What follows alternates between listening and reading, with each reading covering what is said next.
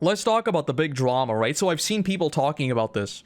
Uh and I thought I would be the best person to give my opinion on this, considering what I've said before, right? So basically, I thought people were exaggerating about Toei removing Sanji from the double page spread, but he doesn't even move it to the frame or anything. What in the world is going on? Or did they forget a layer or something, right? So this is the famous double page spread where Sanji is right there serving whatever this stack of pancakes or whatever is to Nami, right? Very famous. I remember we were talking about this. This is like the mafia all together. We're in control, we are locked in, and we are negotiating. This was peak fiction. And as you can tell, there is a bizarre gap right here in the middle. A large missing gap where it's just awfully empty, right? And that's not the only thing in this episode. It's also this right here. Oda went out of his way to never have Sanji have the googly eyes for what's her face? Bonnie. For what I think are obvious reasons, right? This is something Oda did intentionally because it's beyond weird. Even though, like, he doesn't know, you know? He doesn't know. But still, Oda did this explicitly. And then Toei came in here and gave him googly eyes anyway, right? And as you know, I am the resident Sanji hater. I think, like, Sanji is one of the best characters Oda has ever written in terms of his story.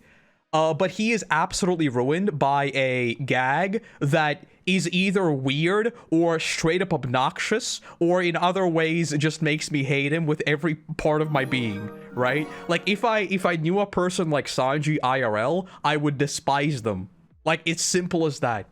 So this honestly makes me wonder how much of my dislike for Sanji might have been almost tiny changes that have subliminally affected how I perceive him. Because now that I'm reading the manga and I'm actually seeing these comparisons side by side, it's actually absurd how many times Toei has went overboard with making him obnoxious. Starting with Fishman Island, right? Where, like, well, to be fair, he is still obnoxious in Fishman Island. Like, let's not get lost in the sauce. He is still obnoxious in Fishman Island, but it's nowhere near as bad in the manga, right? Like, in the anime, he is unbearable. It is insane. He is like, oh my god, like, no one on the crew has ever done something as bad as Sanji in Fishman Island. He literally put them in danger repeatedly. It was absurd. That's number one. Number two, they made him turn into a dog with Stussy, right, in the anime. That didn't happen in the manga. And I assume, like, the things that I just haven't seen in the manga, I assume there are multiple instances of this, which over time have added up. And when I swapped to the manga and actually started seeing, like, the actual Sanji that Oda intended, I was kind of like, man, it's a bit different, isn't it? So something feels a bit different. So it is really, really odd that Toei keeps doing this, because I don't think there is any other character who they have done this dirty repeatedly. Now, to be honest, I still stand by my hot take that the live-action version of Sanji is just objectively better by every measure. Like, the live-action Sanji is just cooler across the board, right? Like, it's simple as. But it's really weird that they keep doing this. And I don't know why. I don't know why. Like, removing him from the googly eyes. Like, you know what? The googly eyes.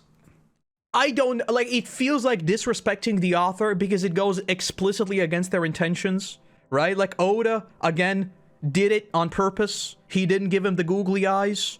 And now in the anime, they did do the googly eyes, and it's really, really weird. Not great. But, like, let's say they just did it like he's always gonna have googly eyes, whatever. But removing him from this is honestly, this is diabolical.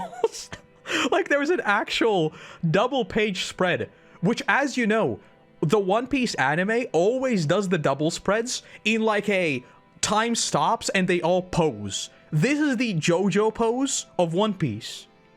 And Sanji's not in it. It does feel a little bit evil. It feels a little bit evil. pre-time skip Sanji was like a gentleman, post-time skip is whole simp mode. I mean, yeah, it does feel like the gag was turned up to 11 post-time skip. But yeah. Chunky Jinbei is funny. Chunky Jinbei is funny. But where's Sanji? He isn't chunky, he's well built. True.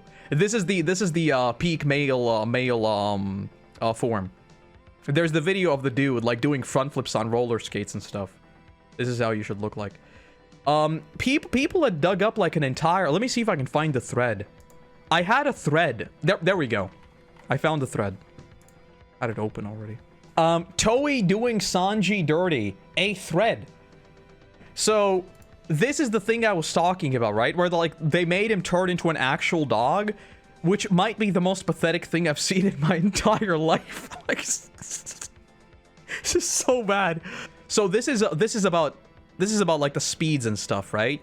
But this is one of those situations where I kind of whenever you see characters fighting, we've talked about this with Sabo as well. Sabo got attacked by like a random NPC recently. This is just a Toei thing with pacing. This isn't Toei doing anyone dirty, it's just that they have to write random stuff to make the episodes longer. So sometimes they forget about the fact that these power things are supposed to somewhat matter. I've always talked about the fact that I don't really care about these power things, because like, at the end of the day, I just don't pay attention to them that much. But yeah, like this one I don't really care about that much. This is another thing where like Sanji struggles more than he should do, happen multiple times. This is the S-Shark thing, right? Very fair, which never happened in the manga. Sanji didn't even react to getting punched. I mean, if you look at this, he just stands there, and then he hits him in the face. Here he is catapulted across the room. This is the dog thing. This is that. This is him missing. In the manga, Sanji pulled up, grabbed Edison, and dipped before the beam could even. This is probably him once again struggling, and stuff like that. So, I mean, I don't think this is like a Galaxy Brain play where Toei knows that Zoro is usually like up there with Luffy for the most popular characters. I know a lot of people have the conspiracy theory that they're doing this on purpose to basically like gas up Zoro stans and to create fake drama by nerfing Sanji. I don't really buy into that idea. But then again, I mean, with this many data points, you know, you kind of have to start drawing a line. And why do they keep doing this? And this thread only mentions like a few of the recent examples. If you go further back, like all the stuff we talked about before, it's like the same stuff with Fishman Island and stuff, right? Remember when Zoro fought against a weak cat for ages? No, but I do remember people were talking about like the fact that he was surprised in Zou in the anime, where in the manga he wasn't surprised. But that's a pacing thing. Again, like when it comes to these like who was surprised, who wasn't surprised, number one, observation hockey, I hate it. It doesn't make any sense. It literally doesn't work half the time. Makes no sense. So I don't care about that. But whenever characters are like surprised or hit in the face when they shouldn't be hit, stuff like that, it's just the anime stretching it out. It's not going to happen in the Wit remake, 99%, because they're not going to have to stretch out the material. It's just about the way like they're framing him in a lot of these situations, or I guess in this case, not framing him, because he is not there. Like they're not framing him at all. He's just there is no framing Sanji because he's not in the frame. So people were malding out about this. People were malding out about this. Yeah, I do deserve some claps. Where's my clap? I had a clap. He's not in the frame. He's not in the frame, yes. He's not in the frame.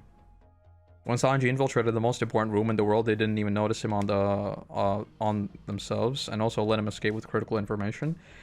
Yeah, like I don't like hockey. I've said this before. I don't like hockey. I think it was needless. Well, I think there was a purpose for armament hockey. The other hockeys, I don't like them. I don't want them. I don't think they make any sense. I hate the Zoro gag way more. The Zoro gag is harmless, right? Like, Zoro getting lost is funny, goofy, but it doesn't really ever have negative consequences for the crew. Whereas with Fishman Island, Sanji being a creep genuinely put the crew in danger, and I think that's something that just, like, doesn't make sense in the story, considering the crew.